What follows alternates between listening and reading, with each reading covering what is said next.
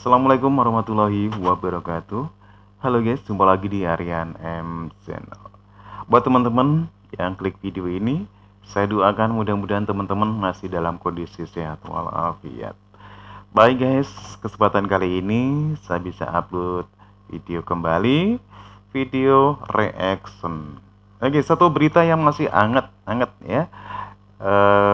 Kalau kita lihat di media-media sosial ya, bagaimana netizen Indonesia begitu lumayan pedasnya menulis komentar tentang informasi bagaimana ada beberapa negara di Asia Tenggara seperti Singapura, Malaysia, Thailand, dan Brunei mengusulkan bahwasanya kebaya ini sebagai warisan budaya mereka ya, sementara Indonesia tidak diajak. Kita nggak tahu apakah Indonesia sudah diajak dan menolak ya, atau bagaimana, kita belum tahu informasinya. Untuk itu kita akan lihat, saya akan coba react sebuah video dari Mas Bastian Sibu ya. Oke, judulnya pemerintah kok diem saja ya. Ini nggak tahu seperti itu, pokoknya ada kata-kata seperti itu ya, berkenaan dengan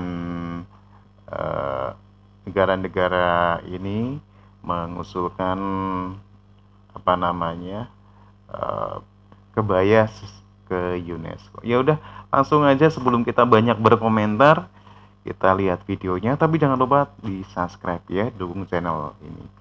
Oke, kita lihat videonya.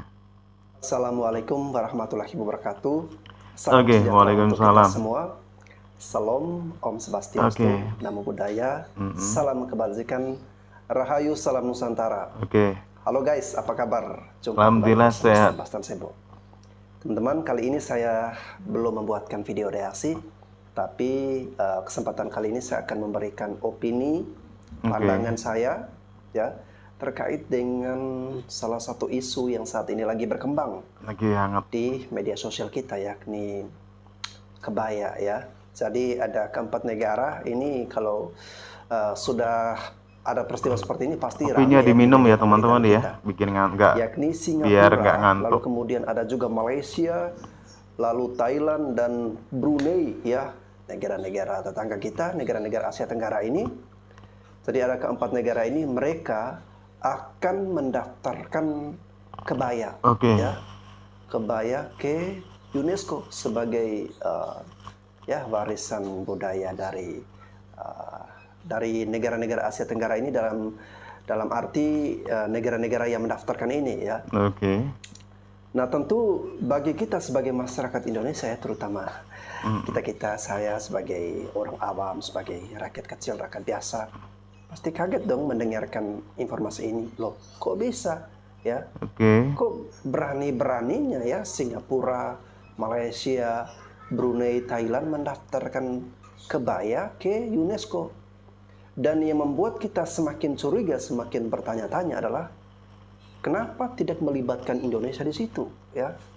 Lah kan ini kan kita sebagai masyarakat Indonesia tentu merasa bahwa kebaya itu selama ini ya punya kita yang apa ya, yang maksudnya menggunakan kebaya dalam kehidupan kita sebagai salah satu budaya atau busana khas dari Indonesia.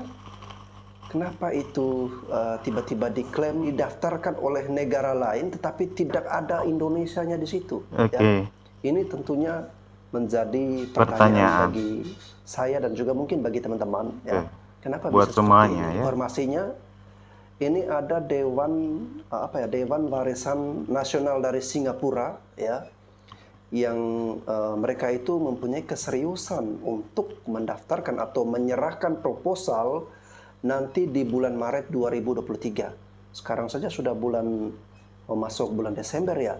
Berarti tinggal 3 bulan lagi ya. Berarti Dan belum, Singapura mungkin ini rencana inisiatifnya atau mungkin ya. inisiatornya dari Singapura. Oh, Dia begitu. mengajak Malaysia, Thailand, kemudian dengan Brunei untuk mereka kompak bergabung sama-sama menyerahkan proposal atau pengajuan bahwa kebaya itu adalah bagian atau milik budaya mereka. Iya, Ya. iya. Bahkan seorang figur atau tokoh yang merupakan CEO dari dari Oke. warisan budaya nasional Singapura ini, dia mengatakan kalau kebaya itu identik dengan kebudayaan Melayu Oke. dan merupakan bagian dari kebudayaan Melayu. Sekarang sudah ada dua nih ya yang menjadi pertanyaannya. Ya, yang pertama tadi, kenapa Indonesia tidak dilibatkan untuk didaftarkan kebaya ini ke UNESCO? Lalu yang Iya. kedua, apakah benar kebaya itu merupakan kebudayaan dari Melayu? Teman-teman, saya di sini bukan pakar budaya ya, saya juga Oke. bukan pakar sejarah, orang yang ahli di bidang itu ya. Jadi apa yang saya sampaikan di sini adalah ya opini saya pribadi, dan kalau salah saya mohon maaf dan kalian bisa koreksi di kolom komentar ya. Jadi seperti ini ya teman-teman, informasi yang saya coba telusuri.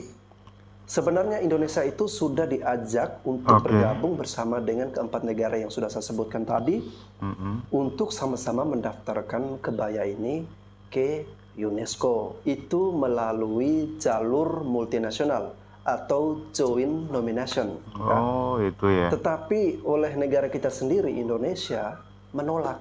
Ya. Lalu kenapa negara kita menolak? Karena ya kita dari Indonesia itu tidak mau lewat jalur yang seperti itu.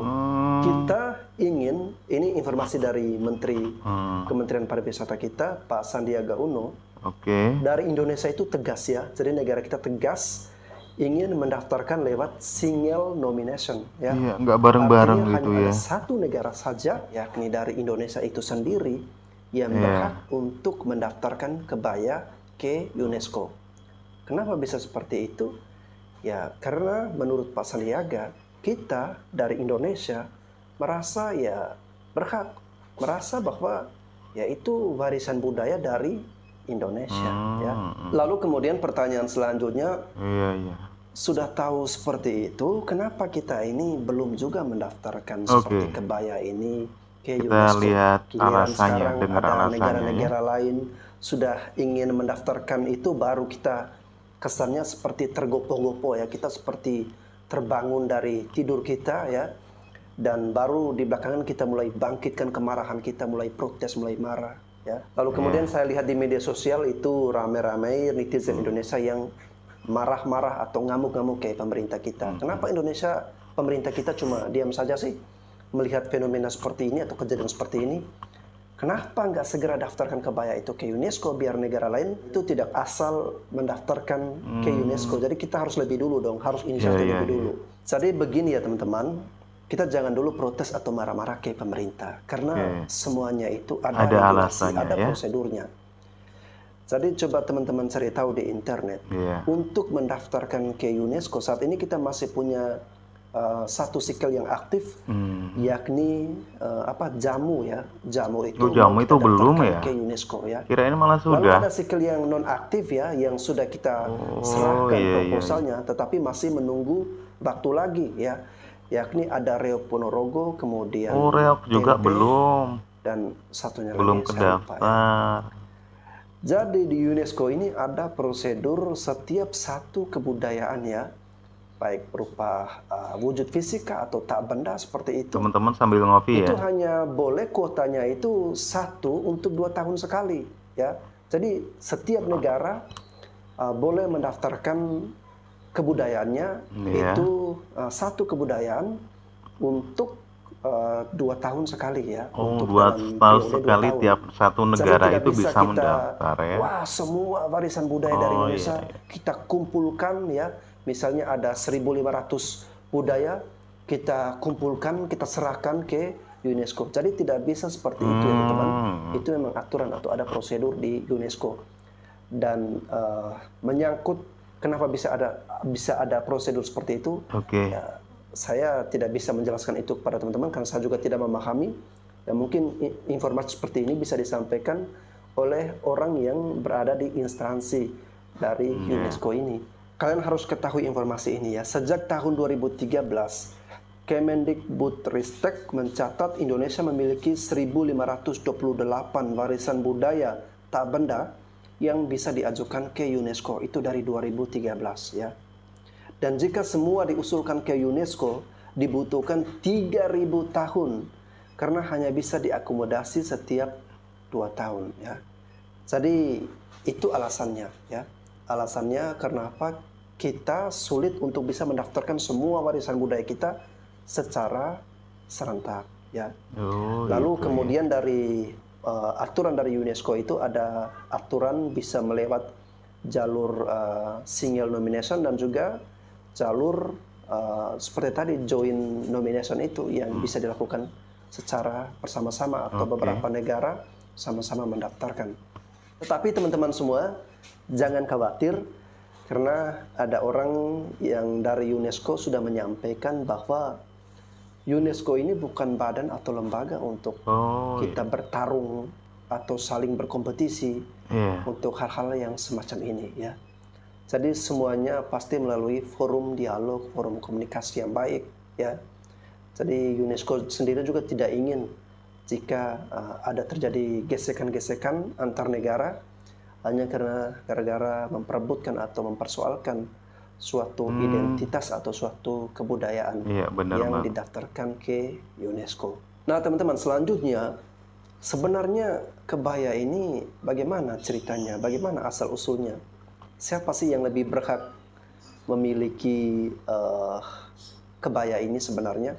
Atau merasa lebih berhak bahwa kebaya ini warisan dari negara kita loh, atau negara ini loh. Ya. Oke. Jadi kebaya ini ada yang bilang berasal dari Arab, kemudian ada juga versi yang berasal dari Cina ya.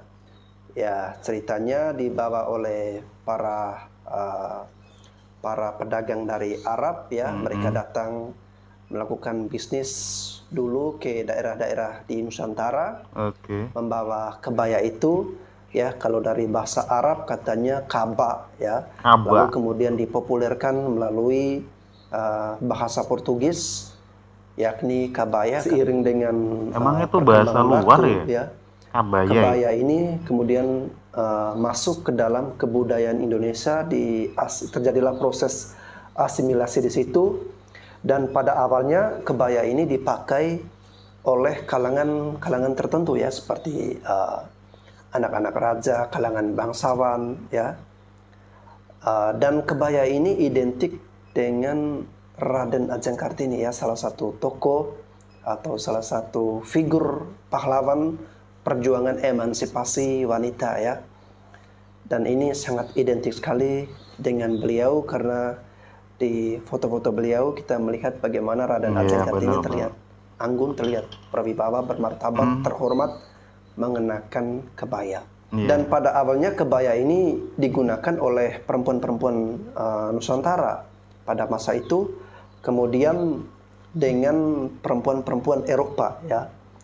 Lalu seiring perkembangan zaman, ketika ada aktivis atau ada pergerakan nasional ya yang berusaha melawan penjajahan, lalu kemudian perempuan-perempuan Eropa mulai menanggalkan kebaya ya, karena mereka melihat ada gerakan perjuangan nasional seperti itu. Lalu kemudian terdogma dalam pemikiran perempuan-perempuan Eropa atau bangsa penjajah pada masa itu bahwa kebaya ini adalah milik atau budaya asli dari Nusantara. Dan kebaya ini bukan hanya tersebar di Indonesia tetapi juga tersebar di wilayah-wilayah Asia Tenggara lainnya seperti di Malaysia, kemudian di Brunei, dan juga di Singapura dan selatan Thailand ya.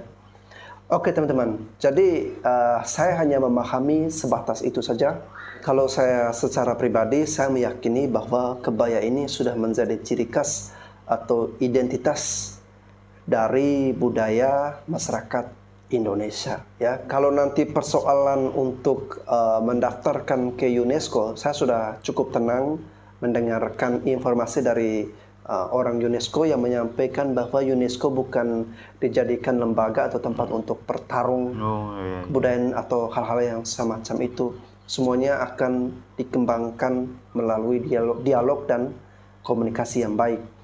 Dan pemerintah kita dalam hal ini, Kementerian Pariwisata dan Pak Ganjar juga sudah ikut menyuarakan, dan saya yakin pemerintah kita tidak akan tinggal diam untuk urusan atau isu-isu yang seperti ini. Oke teman-teman, demikian yang bisa saya sampaikan. Sorry kalau ada kesalahan kata-kata dari saya. Sekian dan terima kasih. Oke guys, demikian ya satu berita yang masih hangat ya.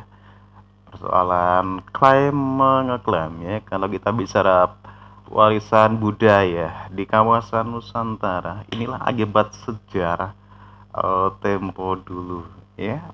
Bagaimana begitu budaya dan lain-lain. Itu ada keterkaitannya begitu antara Indonesia, Singapura, Brunei ya. Karena ini hasil dari peristiwa ataupun historis yang pernah terjadi ya, di mana satu empire dari kekuatan besar yang ada di Indonesia ya, yang sekarang ada di Indonesia ya. Oke, teman-teman ya, di persoalan ini kebaya memang kalau kita tahu memang sudah menjadi ciri khas Indonesia ya. Itu jelas orang Indonesia mengetahui itu ya. Dan bagaimana kelanjutan dari informasi ini mungkin di hari-hari ke depan mungkin bisa kita lihat ya. Oke, demikian teman-teman ya, satu video dari Mas Bastian Sibu tentang berita hangat ya, dimana beberapa negara di Asia Tenggara yang mencoba untuk mendaftarkan warisan budaya kebaya ini ke UNESCO. Tapi perlu kita tahu bahwasanya seperti UNESCO juga untuk menerima dan menetapkan warisan budaya berasal dari suatu tempat itu juga ada persyaratan tertentu ya. Bagaimana asal mula itu berasal, yaitu wajah ya. Oke, demikian, terima kasih untuk kebersamaannya. Saya doakan teman-teman mudah-mudahan selalu sehat. Jangan lupa dukung channel ini dengan cara subscribe. Sampai jumpa lagi.